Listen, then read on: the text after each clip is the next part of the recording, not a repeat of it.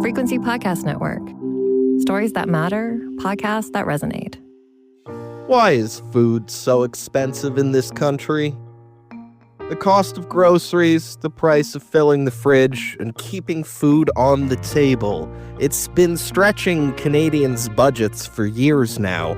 And unfortunately, I have some more bad news for you today.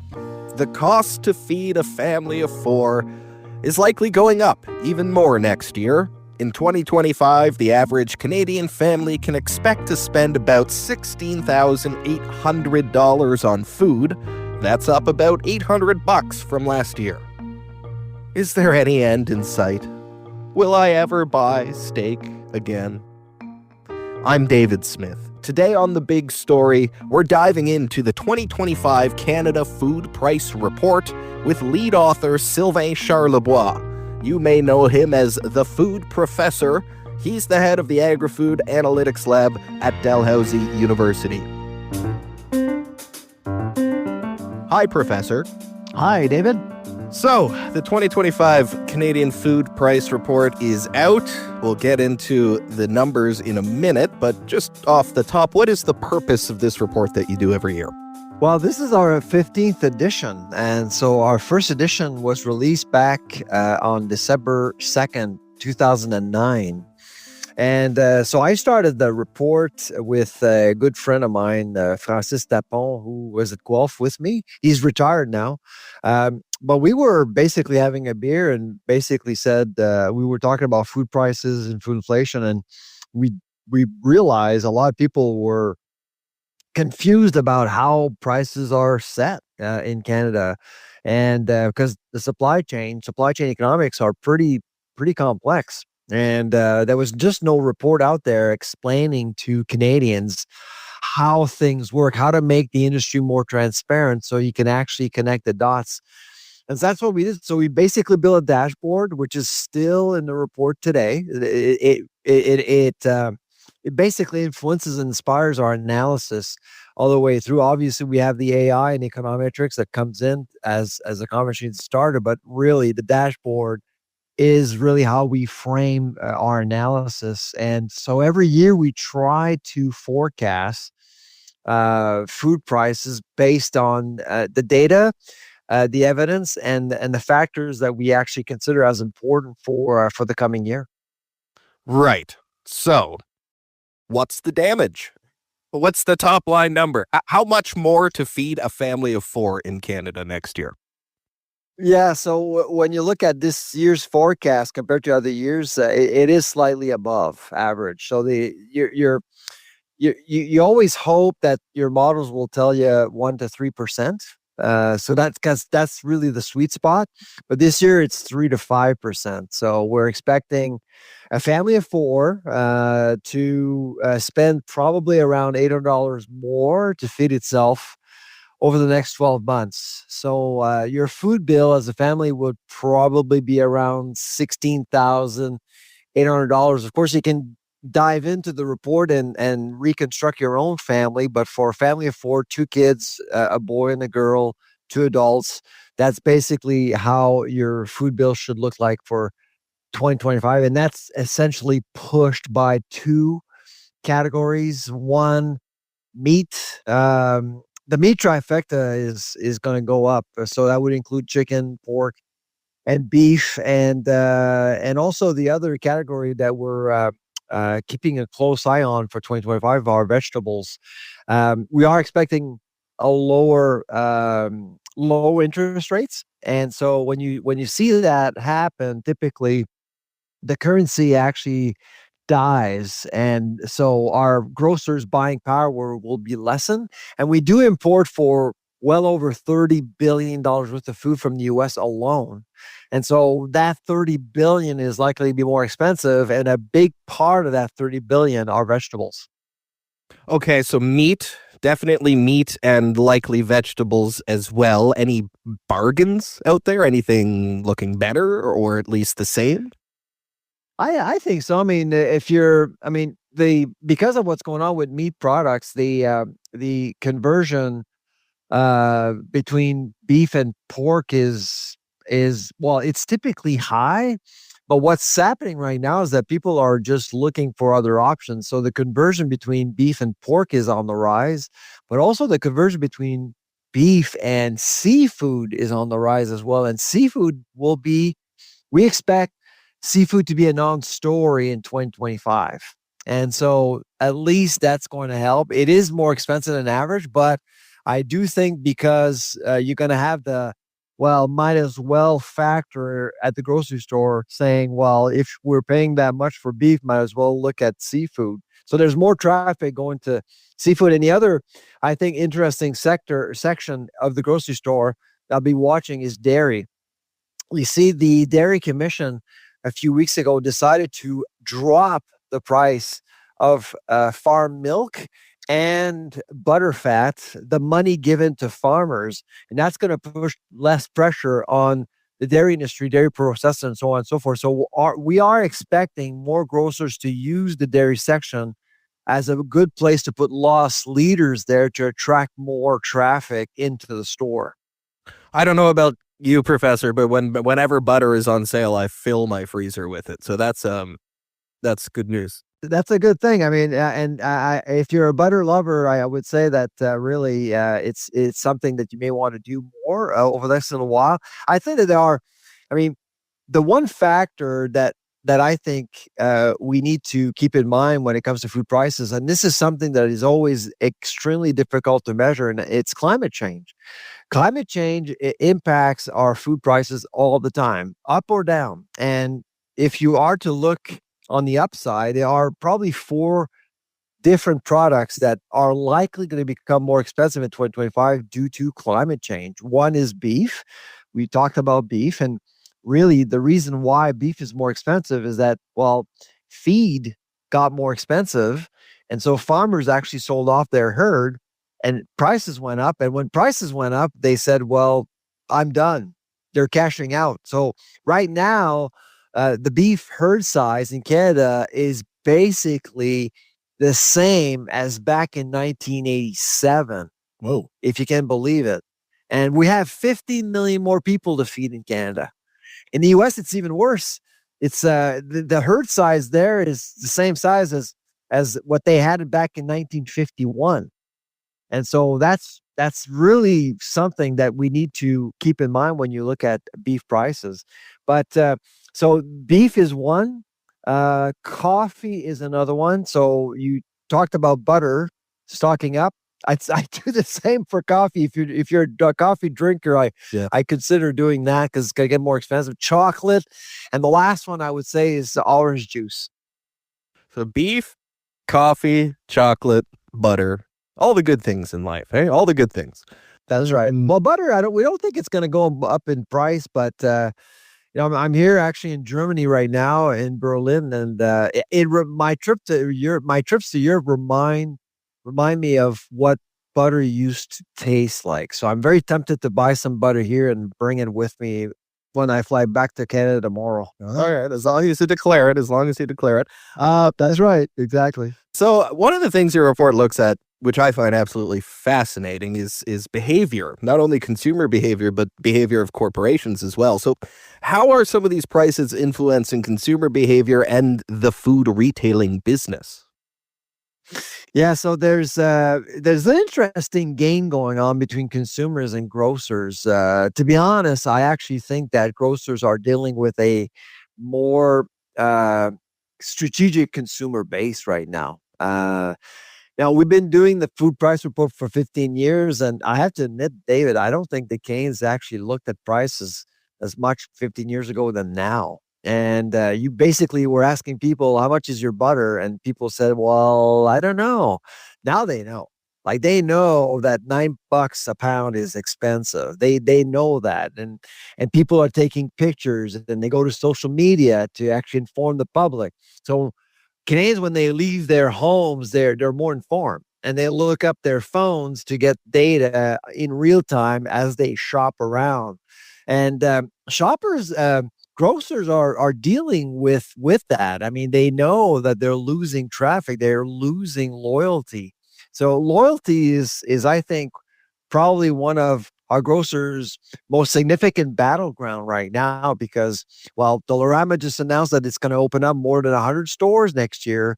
Costco has had 100 stores forever, and now it's opening up 4 or 5 stores now, and more are to come. So you can see that really the competitive landscape is changing and shifting, even though people are saying, well, there's no competition in Canada. Actually, there is within Canada. I think things are getting interesting for consumers for sure.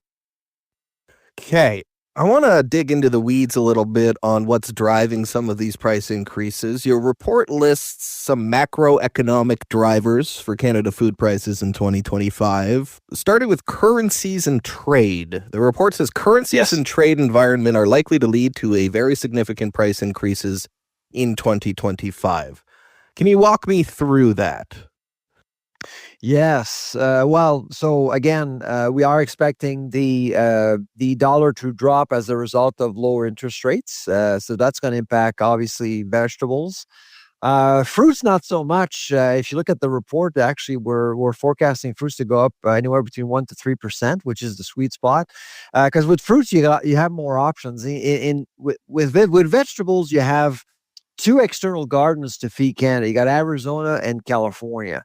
And so the bulk of the vegetables that we buy come from those two states, and so. But if you're buying fruit, if say strawberries in California are too expensive, you can actually go elsewhere for a while. So that's why fruits are not exposed to currency fluctuations. But the currency is a big deal. It's a big deal, and everything is transacted with the American dollar around the world. And so if our dollar gets weaker, well, you can see it at the grocery store.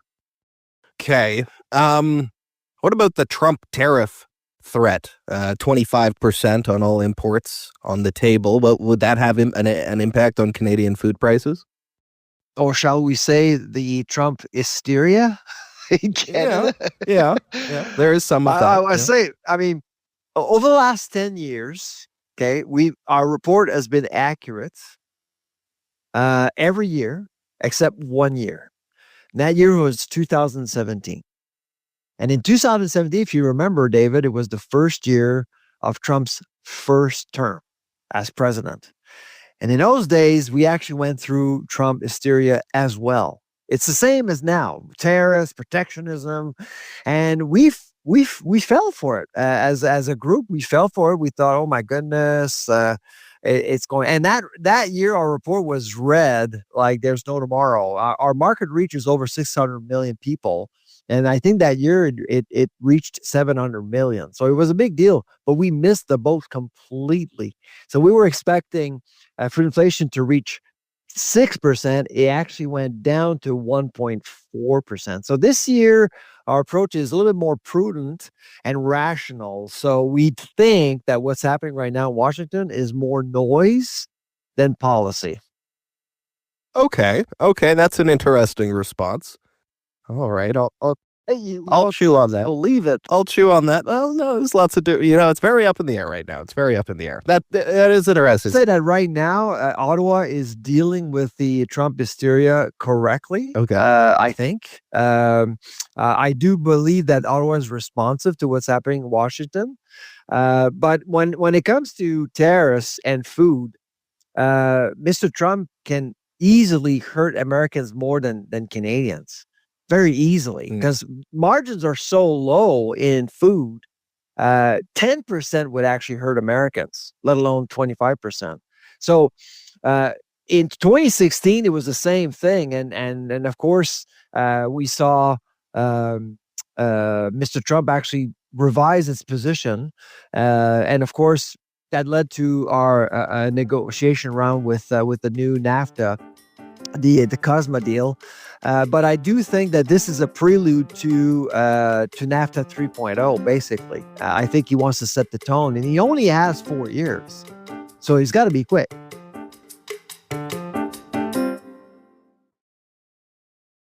Closer to home, the federal carbon tax, one of the most polarizing policies we have in this country. I know you've been looking at that as well in other research. What impact does the federal carbon tax have on the price of food in Canada?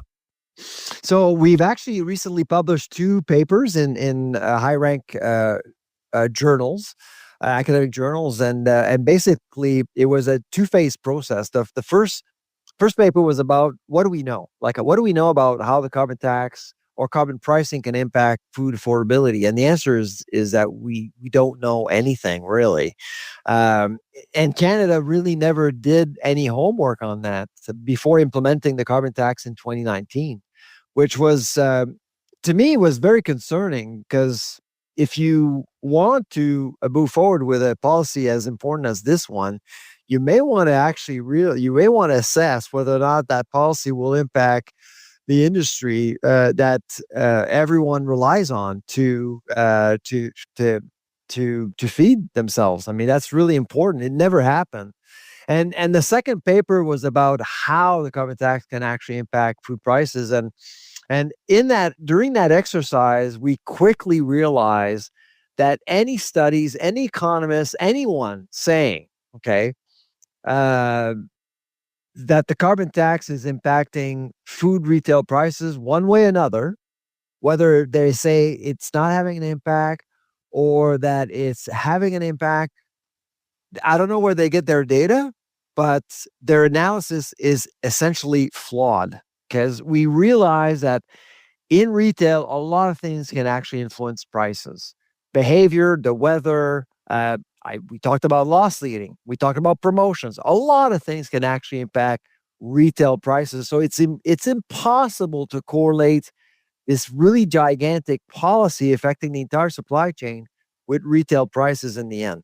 However, and this is really where supply chain economics come in, wholesale prices are more exposed to these policies because of their nature. I mean, wholesale prices are easily influenced by energy costs, fluctuations, anything that could actually impact the cost to produce anything. And so we focused on wholesale prices, and what we actually found out is that since 2019, wholesale food prices in Canada have actually increased by almost 40% more than in the US. So in other words, our agri-food sector in Canada is less competitive than in the US since 2019. And we believe that the carbon tax is one factor, one of many factors, based on the analysis that we actually conducted. And in January, I'm a special editor of an issue looking at carbon pricing in supply chains, food supply chains, with trends in food science. I'm an editor for that particular journal. And we actually are publishing 11 academic papers showing that. So I do think that the conversation around the carbon tax should be around our industry's competitiveness. And right now we're falling way behind, compelling grocers to import more from elsewhere than buying our own food that we produce right at home. That's very interesting. Compels grocers to import more food, which opens up the supply chain to some of those other macro factors that we talked about earlier, interest rates, currency. Which makes things even worse. Right. And eventually, over time, if you actually make your agri-food sector less competitive, well, eventually that leads to a more food insecure market. And that's what I've said to Parliament twice now, at Finance and Agriculture, and I said that yesterday at Senate as well. Outside of the carbon tax, are there any policy responses to the cost of food that government in Canada could consider? Well, the one thing I said to Senate yesterday was to eliminate all sales tax at retail. That would be a start, because I do believe that taxing food is immoral. And it's just regressive. And I point to Newfoundland as a good case study for that. A couple of years ago, Newfoundland decided to tax soda pop. And over the last 2 years, so the first year, the Newfoundland government actually got $6.1 million in revenues from soda pop. Now it's up to $12 million. So they're actually making money, which means that they're selling more pop. Right. Despite the tax. You know why? It's simple. The supply chain absorbed the tax to keep similar price points so consumers can continue to buy the pop. So that's That's why taxing food is always a bad idea. No matter what food it is, it's always a bad idea. Let the consumer decide what is good for them. And at the end of the day, with education, you will, you will entice people to make proper decisions. Let the market decide. Taxing food is ridiculous. And this is why we're having this GST holiday conversation, which I think is just bad fiscal policy. Right. What I'm trying to get at a little bit as well is a lot of the political discourse, just public discourse about the cost of living, especially about food, has come down to a sort of us versus them, people versus corporations, government versus corporations. What capacity does the federal government or any level of government have to influence the cost of food at the store? Well, I mean, the role of government to me is to, and this is what I said to Minister Champagne last year when we were working with him on food inflation, and we met the Big Five in Ottawa and all that. So he got the photo op he wanted, which is great. But at the end of the day, the role of government is not to pick up the phone and dial for grocers to come into the market. I mean, on Wednesday, I was speaking to economists right here in Berlin, and one economist, I was talking about food inflation, and one economist actually rose his hands, and he said, well, clearly, food prices have gone up in Germany. And by the way, food inflation was at 20% for a while in Germany.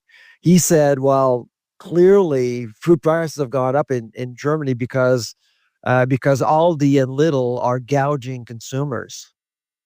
And so I laughed because I said, well, guess what? In Canada, we're hearing the same thing about Loblaw and Sobeys and Metro. So, and when you look at the data, when you spend some time looking at the data, there's no gouging going on. These companies are making money selling other things than food, which is often forgotten. So, but competitiveness is a problem. Of course, it's a problem in Canada. So the role of government is to enable conditions in order for competition to increase, not to artificially raise competition. That's one thing. The other thing, and of course, the other thing is to make sure that players actually follow the rules. The bread cartel is a complete disaster and an insult to all Canadians. It should have never happened. And I do believe that there is some price fixing going on in Canada, but you need to do the work and prove it. The bread price fixing scandal, the investigation has been going on for 9 years. In the US, after 3 months, they actually sentence executives and they send them to jail. This is what happened with the canned tuna case in the US. 40 months of jail and $100,000 as a fine. We don't take price fixing seriously in Canada at all. And there are some rumors around frozen French fries right now in the US. There's a lawsuit going on, including 2 Canadian companies, McCain and Cavendish. Nothing is going on in Canada. So if you start with stronger oversight, it will help. Property controls. You got grocers out there buying land, making sure that the other guy doesn't build a store right next to their own store.